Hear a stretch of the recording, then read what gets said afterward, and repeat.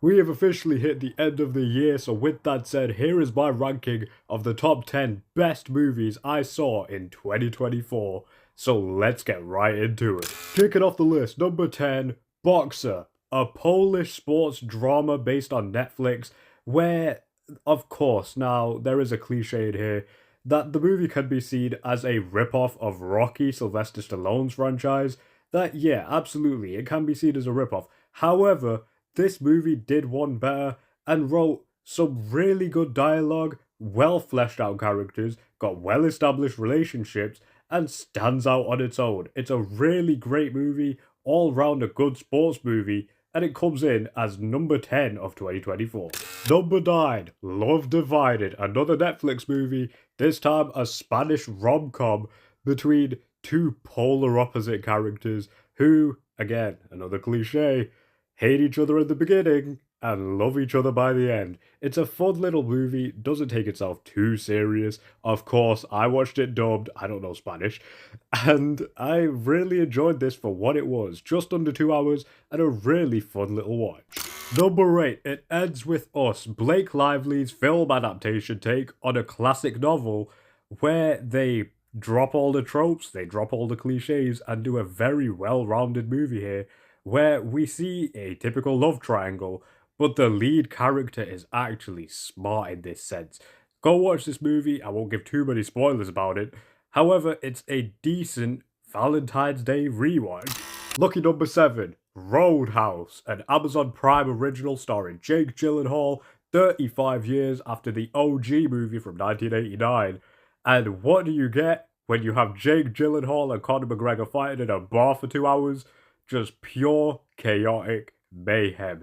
This movie is that kind of action movie where it's just senseless violence, but it's just a bunch of fun. He comes off as this wanderer, this drifter just going through town, meets a bunch of people in a bar, has a job as a security guard, and just makes fun for the next 2 hours. It's a great movie. Number 6, The Fall Guy, starring Ryan Gosling and Emily Blunt. And when you put these two in a movie together, the chemistry is off the charts. Just a fun action adventure where a stunt guy takes a fall, quite literally, and comes back from an injury. Oh, and by the way, Craven the Hunter's also in this movie. Don't worry, that movie's nowhere near this list.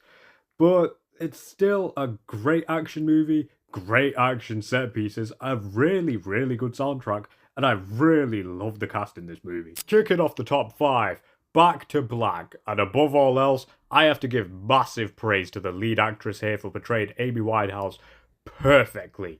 Going through the many trials and tribulations, the successes and the struggles, the tryhards of Amy Winehouse within 2 hours. I applaud Netflix too for this, for not shying away and actually tackling much more mature, gritty, and down-to-earth themes here. Within 2 hours, it's a great movie. It's kind of a hard watch in that sense. It's got a great soundtrack and a great cast overall. Number 4, Bad Boys 4, Ride or Die. And originally, when I watched Bad Boys for Life, I thought it's a great way to end the trilogy. Then the post-credit scene popped up, and Mike's son had an adventure going on, and I knew, yeah, we're getting the fourth movie. I was originally really skeptical of this movie because I think they should just leave it there as a trilogy. It was great. This movie revamped my love, having returning characters, even the captain being in the afterlife talking to both main characters, and Reggie being a badass character getting a scene of his own was purely amazing. I can't wait to see where this goes. Let's hope Bad Boys 5 lives up to the hype. Taking the bronze medal, number 3, Sonic 3. Oh man, this might be recency biased, but this is a video game movie done right. Nay, I say, done perfectly. The inclusion of Shadow the Hedgehog, played by Keanu Reeves, one of my favourite actors, is just perfection in every way. They did this great. They did the whole Dr. Eggman trope perfectly. The soundtrack was great. The final fight was great. This poster is amazing. And I can't wait to see what happens, since Sonic 4 is already confirmed. My runner-up, number 2, The Iron Claw, the wrestling movie based around the Von Erich family and the many tragedies that strikes them. And this movie was purely just fantastic. When a wrestling movie is done, there will be skepticism coming around that can they portray this character very well. I thought it was all done very well, from the wrestling aspects to the character aspects and the heartbreak that follows it all. Zac Efron and the rest of the cast did a phenomenal job. I wish this would have got a sequel, but if it's a one and done, it's perfect. But coming in at number 1 as the best movie of 2024 in my opinion, Deadpool 3, Deadpool and Wolverine. This was fan service. The movie pushed into 2.5 hours, executed to perfection. Whether you want to talk about Hugh Jackman coming back as Wolverine, Ryan Reynolds reprising his role as Deadpool, the many cameos from Elektra, from Blade, from X-23, from even Gambit, Channing Tatum's Gambit, perfection.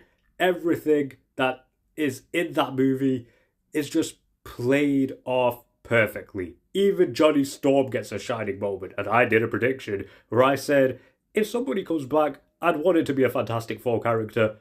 I didn't know that was going to happen, and I was pleasantly surprised. I love this movie. It's the best of 2024. It's the best movie of the year, in my opinion.